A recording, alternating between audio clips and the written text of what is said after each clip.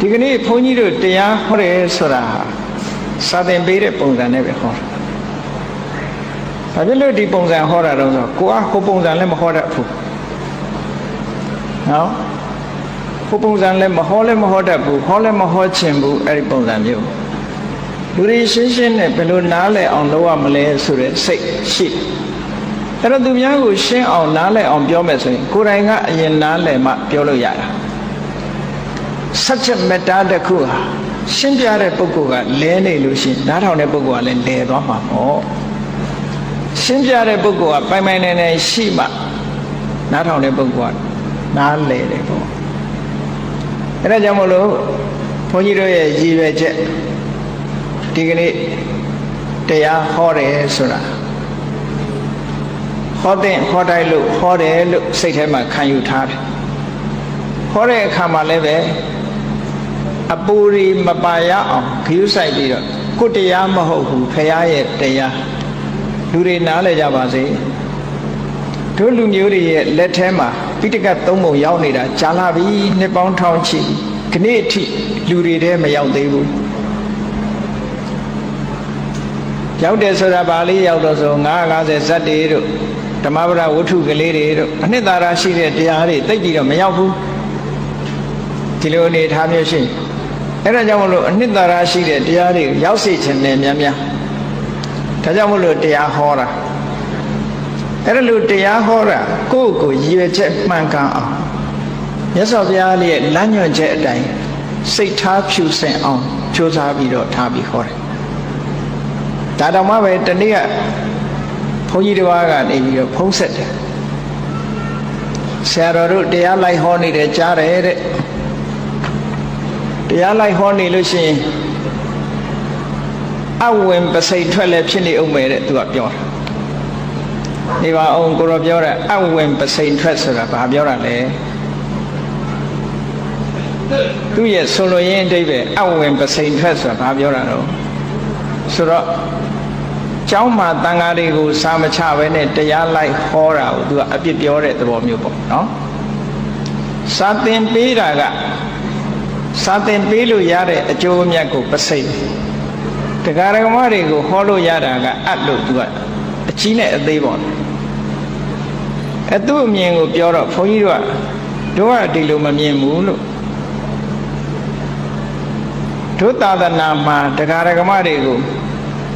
သာသနာဟာတရားဓမ္မတွေမှီပြီးတော့ယက်တည်ရတာမြတ်စွာဘုရားကိုကဘိက္ခုဘိက္ခုနီဥပဒကဥပတိကာလို့ဆိုပြီးတော့ပရိသတ်၄ပါးသာသနာပြုဖို့လက်တွဲပြီးတော့ပရိသတ်၄ပါးထားခဲ့တာဘုန်းကြီးတွေကဘုန်းကြီးတွေကြီးပဲစာချနေုံနဲ့ပြီးတာမဟုတ်ဘူးတရားဓမ္မတွေနားလည်အောင်လည်းပဲဟောပြောတဲ့နဲ့မြတ်စွာဘုရားကိုယ်တိုင်ကိုကအေးတသစာကြီးကြွကြတရားဟောကြလို့သာသနာစတင်တဲ့အချိန်မှာဒေသေတဘိက္ခဝေဓမ္မအာဓိကလျာဏမစ္စေကလျာဏပရိယောဒနာကလျာဏအစလည်းဆုံးသုံးမျိုးလုံးကောင်းခြင်းနဲ့ပြည့်စုံတဲ့တရားဓမ္မကိုဟောကြလို့ဘာဖြစ်လို့ဟောခိုင်းတာတော့ဆိုအတ္တဝနတာဓမ္မတပရိဟာယန္တိတရားမနာရလို့ရှိရင်လူတွေဟာတရားကနေဆုံးရှုံးနေတာမှုရှိကြတယ်ဟုတ်တယ်တချို့တလေဟာဘုရားမြတ်စွာရဲ့တရားကိုမနာဘူးသည့်အတွက်ကြောင့်အော်တရားတွေကဒီလိုရှိတာပါလားဆိုတာသဘောပေါက်လာကြတယ်တချို့အဲ့ဒါဟာအဝေနာမဟုတ်ဘူးပစိန်နဲ့အတ္တကြီးမားတဲ့ပစိန်နဲ့ကြီးမားတဲ့အရာကိုရဘာဖြစ်လို့တော့ဆိုသာသနာတော်တွေသာသနာဆိုတာဘုန်းကြီးတွေတင်ပြုလို့မရဘူးတရားဓမ္မပါပြုမှသာသနာရတယ်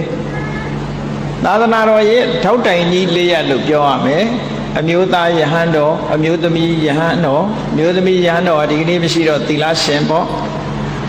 အမျိုးသားဥပဒကအမျိုးသမီးဥပတိကာလို့ဟောဒီ၄ဦး society ကြီး၄ခုဟာဥထံပဲ့ထံသာသနာတော်ကိုကျိုးပန်းအထောက်မှသာသနာတည်နိုင်တာဒါကြောင့်မို့ကိုရောပြောတဲ့အဝင်ပစိန်ထွက်ဆိုတာမဟုတ်ဘူးတရားဆိုတာဟောရသို့တော့ရည်ရွယ်ချက်တော့မှန်ရ တရားဟောတဲ့ဘုန်းကြီးကလည်းရည်ရွယ်ချက်မှတ်မို့လို့တယ်နောက်တစ်ခုပြောရအောင်မယ်တရားဝဲကျင့်ပတဲ့ပုဂ္ဂိုလ်တွေကလည်းရည်ရွယ်ချက်မှတ်မို့လို့တယ်မြန်မာနိုင်ငံမှာဝမ်းနည်းစရာသတင်းတွေကြားရတရားဝဲကျင့်ပတရားပွဲကို contract ဆွဲပြီးတော့ကျင့်ပါတယ်ဆိုတဲ့သတင်းတွေတောင်ထွက်တယ်ပေါ့ဟုတ်မဟုတ်တော့ဘုန်းကြီးတို့မသိဘူးပေါ့နော်တရားပွဲရဲရှိကျင့်ပါတယ်ရဲရှိကျင့်ပပြီးတော့အလူခံလို့ရတဲ့ငွေကြေးကိုအချွတ်တဝက်ဓမ္မဂတိကလှူကျန်တာကုန်ကြစရိတ်ပေါ့အတန်ချက်ဆက်တို့ဘာတို့ငှားကားတွေနဲ့တချို့စီမှာလောက်တာဟုတ်လောက်အဲ့ဒီလိုအတန်နေကြားတယ်အဲ့ဒါကတော့တကယ်မဖြစ်တဲ့ကိစ္စတစ်ခုဖြစ်တယ်လို့ပြောရမှာပဲဘာသာရေးကိစ္စတစ်ခုကဘာသာရေးအမြင်နဲ့ပဲလှုပ်တဲ့တရားကိုမျက်နှိုးတဲ့အနေနဲ့ပဲရှိတဲ့တရားဆိုတာအလွန်မော်မြတ်ပြီးတော့လူတိုင်းနာယူခွင့်ရှိရမယ်နောက်တစ်ခုပြောရအောင်မယ်တရားပွဲကို organize လုပ်တဲ့လူတွေရှိတယ်ဆိုလိုတာကတရားပွဲမှာအလှခံတဲ့လူတွေပေါ့တတိထားဖို့ကောင်းတာတွေကဓမ္မပူဇာများများရအောင်ဒီလိုအလှခံတာမျိုးတွေလုပ်ကြတယ်ဘုန်းကြီးတို့တစ်ခါတလေကျတော့စိတ်မကောင်းဘူးဆိုတာဘာလဲဆိုရင်သူတို့လှူလိုက်တဲ့ဓမ္မပူဇာလေးတွေကြည့်လိုက်လို့ရှိရင်ဆင်းရဲသားတွေရဲ့ခါးကြားကထွက်လာတဲ့အနွမ်းလေးတွေတွေ့ရဒါလေးတွေကတော့ဒုက္ခမြတ်တရားနာခြင်းရှာနိုးလို့ပိုက်ဆံပေးနာရတဲ့အဓိပ္ပာယ်မျိုးဖြစ်နေတယ်ဒါမဖြစ်သင့်ဘူးဓမ္မပူဇာလှူတဲ့လူကလှူခြင်းလှူမလှူခြင်းနေဘုန်းကြီးဆိုတာတရားပွဲလာဟောမှာပဲဓမ္မပူဇာရခြင်းတို့တရားပွဲဟောတာမဟုတ်ဘူးတရားဟောလို့ဓမ္မပူဇာရဒီလိုသာဖြစ်ရဓမ္မပူဇာရလို့တရားပွဲဟောတရားဟောတာမဟုတ်ဘူးတရားဟောလို့ဓမ္မပူဇာရဓမ္မပူဇာရတယ်ဆိုတာလှူတဲ့လူအတွက်ကုသိုလ်ပဲသူကလည်းတရားကိုပူဇော်တာဟောတဲ့ပုဂ္ဂိုလ်ကလည်းပဲအဲ့ဒါကိုမမျှော်ကိုးရဘူးအဲ့ဒါလို့မဟုတ်ဘူးဆိုလို့ရှိရင်အယောင်းဝယ်တစ်ခုဖြစ်လာနိုင်တယ်ပေါ့ဒါမရှိတာကိုဘုန်းကြီးတို့ပြောတာမဟုတ်ပါဘူးတကယ်ရှိတာနယ်ဘက်မှာတရားပွဲတစ်ပွဲမှာနာမည်ကျော်ဆရာတော်ကြီးတစ်ပါးပွဲတော်ထုတ်မပြောတော့ဘုန်းကြီးတို့ကလည်းလူစုံတော့ကြားတတ်တယ်ပေါ့ဒါမျိုးတရားပွဲမှာတရားဟောပြီးရေစက်ပါချပြီးဆရာတော်ကကားပေါ်ရောက်ပြီးပြန်တော့မယ်တရားပွဲစီစဉ်တဲ့ပုဂ္ဂိုလ်တွေကခဏနေပါအောင်စင်ရှင်းလို့မပြီးသေးလို့တဲ့အဲ့ဒါဘာလို့ဆိုရင်ဓမ္မပူဇာတွေကငွေကိုအတန်ချက်ဆက်ငှားကားကဘလောက်ဖြာငှားကားကဘလောက်မီးငှားကားကဘလောက်ဆက်ငှားကားကဘလောက်ဆိုတာအဲ့ဒီစင်ရှင်းတာမပြီးသေးလို့တဲ့ဓမ္မပူဇာကိုမလှူနိုင်သေးဘူးဒါတကယ်ဖြစ်တာပုံမြင်မဟုတ်ဘူးဗမာပြည်မှာဒီလိုဖြစ်နေတာတွေရှိတယ်အဲ့ဒါမျိုးမဖြစ်သင့်ဘူးအဲ့ဒါလို့မဖြစ်သင့်ဘူးဒါကြောင့်မို့လို့တရားဝဲတွေမှာခိဝါကနေပိတ်ပြီးတော့အလှခံတာဟာမမှန်ကန်ဘူးလို့ဘုန်းကြီးတို့ကတော့ခံစားဒါဖြစ်လို့မမှန်ကန်တော့ဆိုတရားနာခြင်းလို့လာရတဲ့ပုဂ္ဂိုလ်ကအလှခံဘုံထဲမှာအလှခံမထည့်ကြရလို့ရှိရင်အလှခံတဲ့လူကလည်းအဲ့နာမှာရှိနေတာအဲ့တော့တရားအလှခံတရားလှူတဲ့ဒီငွေပလားတွေကိုပတ်စံလေးမထည့်ဘဲနဲ့ဝင်သွားရမှာသူ့ဖို့မှာရှက်ကောင်းရှက်ပေလိမ့်မယ်ဒါမျိုးကမဖြစ်သင့်ဘူးတရားနာတယ်ဆိုတာအခမဲ့ပဲနာတဲ့နဲ့တရားတရားပေါက်လို့လှူတာကိုသာလက်ခံတဲ့နဲ့လှူအောင်တော့မတောင်းခံသင့်ဘူးပေါ့ဘုန်းကြီးတို့တော့အဲ့ဒါကိုလုံးဝမနှစ်သက်ဘူးအဲ့ဒီကိစ္စတွေဘုန်းကြီးတို့နာမည်သုံးပြီးတော့အလှခံတယ်ဆိုတာတွေလည်းကြားတယ်ဆရာတော်ကြီးကကျမ်းမာရေးမကောင်းဘူးအမှန်တမ်းဝမ်းနည်းစရာတွေပြောကြလူတနာလာအောင်ဒါတောင်းတာနဲ့တူတူပဲဒါတရောင်းစားအဆင့်ရောက်သွားအဲ့ဒါလို့မဖြစ်တဲ့ဟိုလွန်ခဲ့တဲ့တစ်နှစ်ကဘုန်းကြီးကစင်ကာပူသွားတာဆေးကုသွားတာမဟုတ်ဘူးသူတို့ကဆေးကုသွားတယ်ထင်စင်ကာပူကနေပြီးတော့အဘိဓမ္မာသင်္นานပို့ချဖို့ရပင့်တယ်နှစ်စဉ်ပင့်တာအဘိဓမ္မာသင်္นานသွားပို့ချပင့်တာကိုစင်ကာပူဆေးကုသွားမှာဆေးဝါးကလှူကြပါအောင်လို့အဲ့ဒီလူတွေကသူတို့သဘောနဲ့သူတို့လှူခန္ဓာမျိုးဘုန်းကြီးတို့ကနောက်ကျပြန်ကြားတယ်ပေါ့ ဘာဆေးဖို့ဝါကမှမလိုဘူးဘုန်းကြီးဆိုတာဘယ်နေရာရောက်စင်ကာပူရောက်တဲ့အခါစင်ကာပူတရားဓမ္မတွေရှိသူတို့ပဲကုပေးတကယ်လဲဆေးကုသွားတာမဟုတ်ဘူးအဲ့တော့အဲ့ဒီလိုမျိုးတွေပြောတာတွေကတော့လုံးဝမကောင်းတဲ့အပြောဆိုမျိုးတွေပဲဘုန်းကြီးတို့လည်းတိတ်ခါကြတယ်အဲ့လိုမျိုးကလုံးဝမပြောသင့်ဘူးဒါတတိထားစရာကိုပြောပြတာတကယ်လဲကြုံတွေ့ခဲ့တဲ့ကိစ္စတွေကိုပြောပြအဲ့တော့ကြောင့်မလို့ဓမ္မပူဇာဆိုတာသူလှူခြင်းတဲ့စေတနာရှိတဲ့ပုဂ္ဂိုလ်သားလှူပါစေ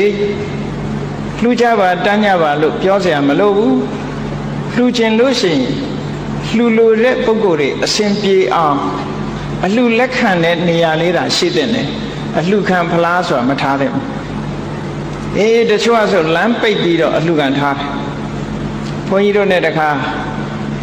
ပကံညောင်ဥပ္ပက်ကိုတခါကြီးတယောက်နဲ့ခရီးသွားဖို့တယ်ခရီးသွားတဲ့အခါကျတော့ခိတ်တခိတ်မှာ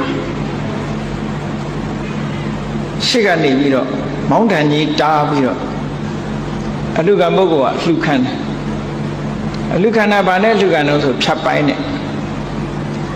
အလှခံတယ်လဲဆိုသေးတယ်သူကရေးထားတာဘယ်လောက်50တဲ့ဖြတ်ပိုင်းဖြုတ်ပေးတယ်အဲဘုန်းကြီးနဲ့ပါလာတဲ့တခါကြီးကလည်းခတ်ရွရွကိုသူကမင်းတို့ဒါပါလောက်ထားလဲတဲ့အလှခံတာလားငွေကောက်ထားလားတဲ့အလှခံတာပါတဲ့ဟာအလှခံတာဆိုလို့ဆိုတာဘာဖြစ်လို့50လို့ရေးထားတယ်ငါးသရာတာငါးချက်ပဲဆိုပြီးငါးချက်တန်ပြစ်ချပြီးတော့ဆက်သွားလိုက်ဟောဒါမျိုးတွေဖြစ်တယ်ပေါ့ဒါကိုယ်တွေဖြစ်ခဲ့တာတခုပဲပေါ့နောက်ပြီးတော့ဘုန်းကြီးတို့ဒီရန်ကုန်ကတခါတယောက်ဘုန်းကြီးတို့တညင်ဘက်မှာကျောင်းဆောက်တယ်ကျောင်းဆောက်တယ်ဆိုတာတရားဓမ္မတွေလှူတာသူ့တရားဓမ္မတွေဘက်ကဘာမှမလိုဘူးလူတန်းနေကြတာပဲဘုန်းကြီးတို့ကဘာမှသွားအလှခံစရာလည်းမလိုဘူးသူ့ဘာသူတရားပေါက်လှူတာပဲအဲတခါတယောက်ကဘာလာလျှောက်တုံးဆိုဆရာတော်ကျောင်းဆောင်နေတာဖြတ်ပိုင်းလေးရိုက်ပေးပါတဲ့သူအလှခံပေးပါမယ်တဲ့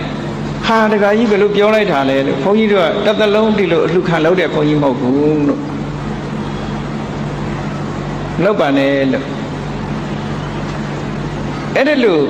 လူတွေကလည်းရှိသေးတယ်လောကမှာကိုလူချင်းကိုယ့်ကိုလှူသူများကိုသွားပြီးအလှခံတာမျိုးလုံးဝမလုပ်နဲ့ဒီနေ့ကတည်းကဘုန်းကြီးတို့မုံရွာမှာတရားပွဲသွားတယ်တရားပွဲကျင်းပတဲ့တကားကဆရာတော်အထုပ်ပတ်တိရိုက်ပြီးတော့ဝေပြားစီဝေပေါ်စာမှုကျမ်းလာပြဘာတွေပြတော့ဆိုဘုန်းကြီးတို့ကိုလှူထားတဲ့ကျောင်းတိုက်ပေါ့အသစ်တီထောင်တဲ့ကျောင်းတိုက်ရှိတယ်အဲ့ဒီကျောင်းတိုက်မှာဘာအဆောက်အဦတွေတော့ပြီးဘာအဆောက်အဦတွေဆောက်ဖို့လိုသေးတယ်လို့သူကရှာဟာဘာဖြစ်လို့ဒါတွေထဲ့တာလဲမထက်နဲ့လူတွေသိနေတာပဲသူလူချင်းသူကသူလာလူလိုက်မယ်ဒါအလှခံတဲ့သဘောပဲလုံးဝမလုပ်ပါနဲ့လို့ဘုန်းကြီးတို့ကစောစောသိလို့ပဲဖြစ်ခိုင်းလိုက်ရတယ်တခါတရံကျတော့ဘုန်းကြီးတို့သဘောနဲ့မဟုတ်ဘဲနဲ့ဒီလိုဟာမျိုးလောက်ကြတယ်တချို့ကတစ်ချက်၅ပြားနဲ့စေရနာတရားပေါက်ရင်သူကရှိတာအကုန်ထုတ်လို့သူများလာအလှခံလို့ရှိရင်တစ်ချက်၅